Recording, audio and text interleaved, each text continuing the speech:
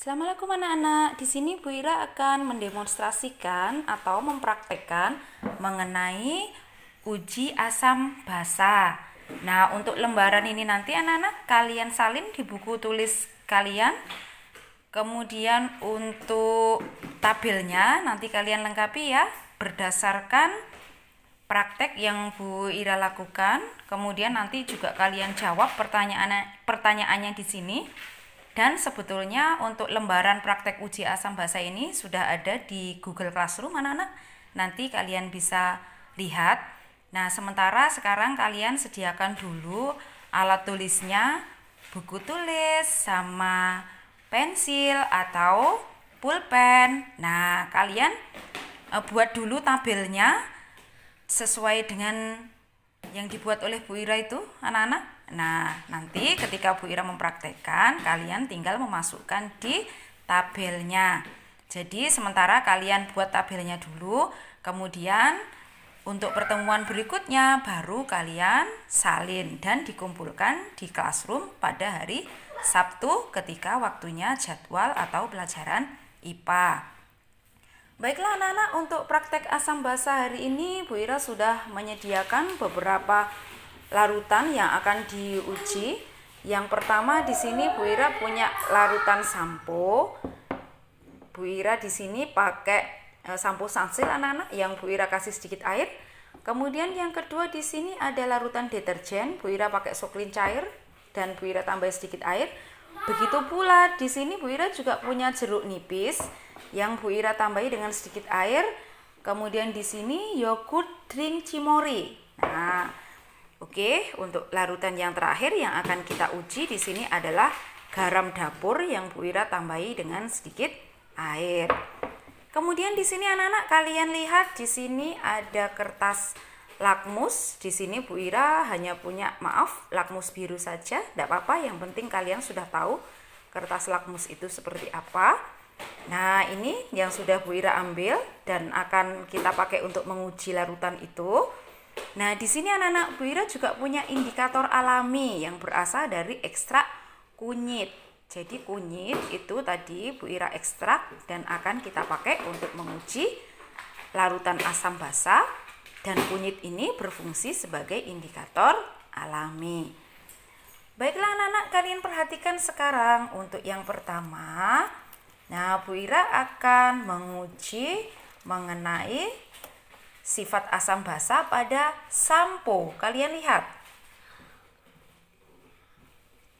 Nah, Bu Ira celupkan lakmus biru. Apa yang terjadi pada lakmus biru? Adakah perubahan warna? Nah, tidak ada ya. Lakmus biru tetap biru. Jadi, pada larutan sampo, lakmus biru tetap biru.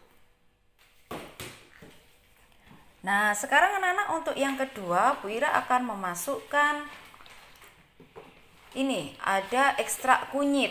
Nah, ekstrak kunyit Bu Ira masukkan ke dalam larutan sampo.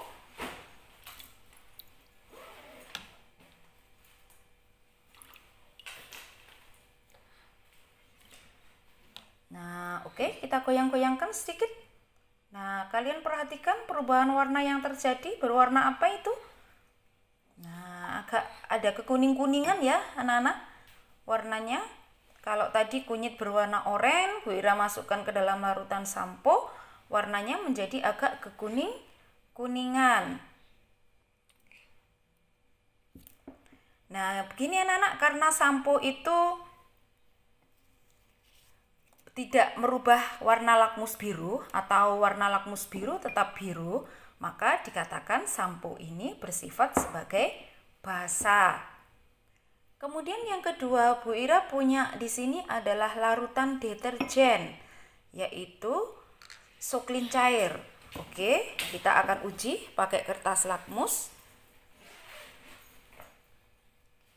Nah, kalian perhatikan di sini anak-anak, untuk deterjen lakmus biru juga tetap biru. Nah, karena lakmus biru masih tetap biru, maka deterjen ini dikatakan sebagai larutan yang bersifat basa. Nah, sekarang akan kita uji juga dengan menggunakan ekstrak kunyit sebagai indikator alami, apa yang terjadi pada larutan deterjen?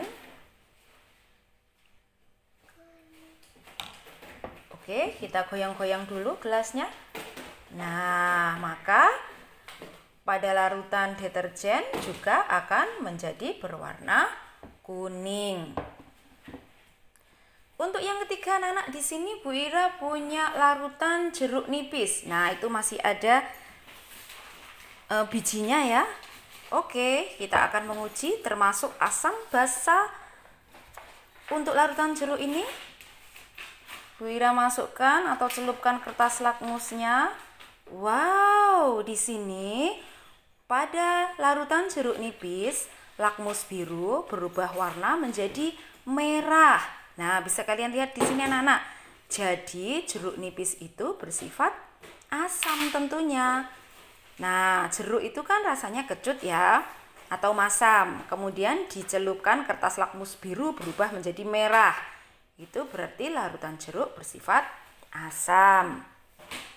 Kita uji dengan indikator alami sekarang, dengan ekstrak kunyit. Oke, kita goyang-goyang anak-anak. Nah, apa yang terjadi? Warnanya kuning muda ya untuk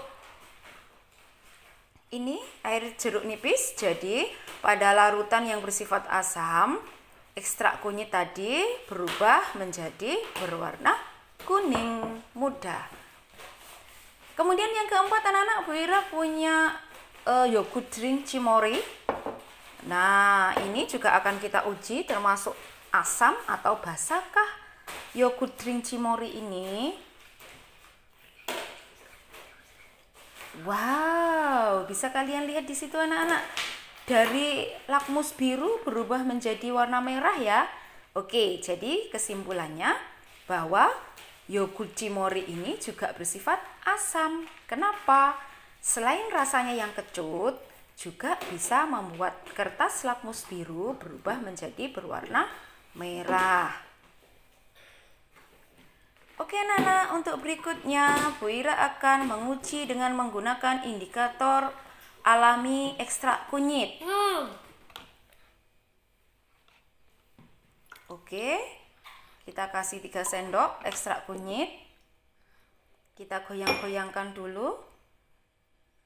Nah, bisa kalian lihat di situ anak-anak apa warnanya? Nah, warnanya juga kuning muda ya. Jadi, pada larutan yang bersifat asam, ekstrak kunyit berwarna kuning muda. Kalau pada larutan yang bersifat basa, bersifat kuning tua atau agak keorenan. Yang terakhir anak-anak, di sini Bu Ira punya larutan garam dapur. Termasuk asam atau basakah larutan garam dapur ini? Kita lihat dulu. Nah, ini lakmus biru tetap berwarna biru. Karena seperti yang sudah Bu Ira jelaskan di link YouTube tadi, bahwa garam dapur itu termasuk salah satu contoh dari garam, sehingga tidak merubah warna kertas lakmus. Kita uji dengan indikator alami dengan kunyit. Nah, apa yang terjadi di sini? Kita goyang-goyangkan. Oke, ternyata pada larutan garam ekstrak kunyit tidak berubah warnanya. Nah, ini anak-anak. Nah, bisa kalian perhatikan antara ekstrak kunyit yang asli dengan ekstrak kunyit yang Bu Ira tuang ke dalam larutan garam.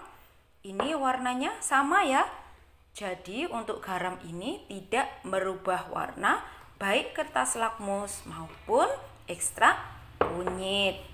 Nah, kalian lihat sekarang anak-anak, untuk larutan yang bersifat asam itu dengan larutan yang bersifat basa dengan garam akan memiliki warna yang berbeda-beda. Untuk yang basa, yaitu dari sampo, kemudian deterjen, ini maka akan berwarna agak oranye jika dimasukkan indikator alami ekstrak kunyit.